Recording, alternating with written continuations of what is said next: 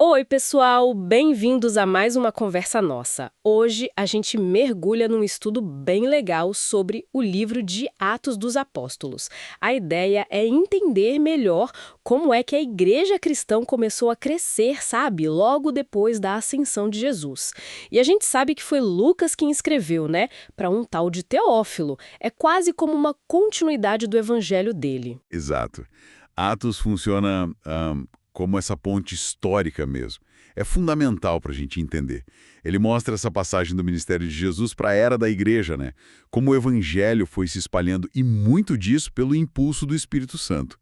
O estudo que a gente analisou, ele coloca a escrita ali por volta de 60, 70 depois de Cristo.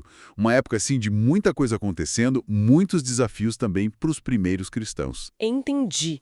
E com esse contexto em mente, como é que essa análise organiza o livro em si? Parece que tem um caminho geográfico claro, né? Tem sim, a estrutura é bem definida no estudo. Começa com a igreja ali em Jerusalém, né? Isso cobre os capítulos 1 a 7. Depois a gente vê uma expansão para as áreas vizinhas, Judéia e Samaria. Isso está nos capítulos 8 a 12. E aí a figura de Pedro ganha bastante destaque. E a terceira parte, que vai do capítulo 13 até o 28, acompanha as viagens missionárias de Paulo.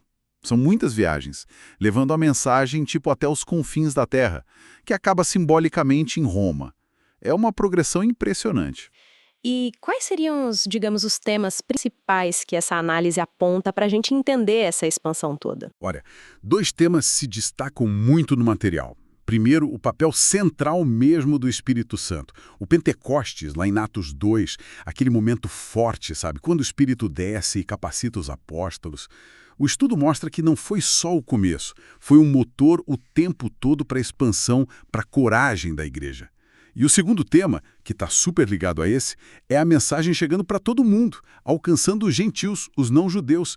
A análise frisa muito eventos como a visão de Pedro, a conversão do Cornélio, lá em Atos 10. Ah, sim, lembra dessa parte. Isso. E também o Concílio de Jerusalém, em Atos 15. Foram momentos-chave para quebrar barreiras culturais étnicas. O estudo sugere que Lucas queria mostrar essa abertura como algo de Deus mesmo, ação direta do Espírito. Nossa, essa expansão parece incrível mesmo. Mas ah, a análise também fala das dificuldades, certo? Não deve ter sido nada fácil. Não, de jeito nenhum. O material que a gente viu dá bastante atenção para os conflitos, para as perseguições. O martírio de Estevão, em Atos 7, é um exemplo bem pesado. Mas, curiosamente, a análise sugere que isso acabou ajudando a espalhar os cristãos. E aí a mensagem foi para mais lugares ainda. Que coisa, né? A perseguição ajudando a espalhar. Pois é. Mas o que chama atenção também é a força dessa comunidade, a resiliência. Aquelas partes que descrevem a comunhão, a oração, a divisão dos bens, lá em Atos 2 e 4, mostram uma união muito forte, mesmo no meio da dificuldade. E nesse cenário todo, de desafio e de força, aparecem figuras e momentos que mudam tudo, como a conversão de Paulo. O que o estudo diz sobre isso? A conversão de Saulo, que vira Paulo, em Atos 9, é tratada na análise como um ponto de virada essencial. Pensa bem, de perseguidor, ele se torna o principal missionário para os gentios. As viagens dele incansáveis. Sim, ele foi para muitos lugares importantes. Exato, chegou em centros como Atenas, lá em Atos 17, enfrentou muita oposição até chegar em Roma, né, no capítulo 28. Tudo isso é visto como a cara dessa expansão dinâmica, cheia de desafios. O estudo argumenta que Lucas usa a história de Paulo para mostrar o alcance universal do Evangelho e, como Deus agia mesmo no meio da hostilidade do Império Romano. Interessante essa leitura da trajetória de Paulo. E como Atos se encaixa, então, no quadro geral do Novo Testamento, segundo essa perspectiva do estudo? Olha, se a gente conecta tudo, a análise coloca Atos como a demonstração prática do que os evangelhos ensinaram. Mostra como a fé era vivida, como era pregada, como as comunidades se organizavam na prática, sabe?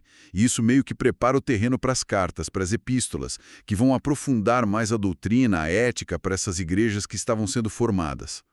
Um ponto que o material levanta é essa questão da unidade na diversidade. Não era só um ideal bonito, era uma tensão real, algo que eles precisavam buscar ativamente. Isso reflete o próprio Evangelho, que une judeus e gentios. Então, para a gente amarrar aqui o que a gente viu nesse estudo, Atos conta essa história incrível, né? Guiada pelo espírito de um grupo pequeno em Jerusalém até a fé chegar no coração do Império Romano. Uma história de coragem, de transformação. Um testemunho muito forte. Exatamente. E o estudo aponta as lições práticas bem diretas disso.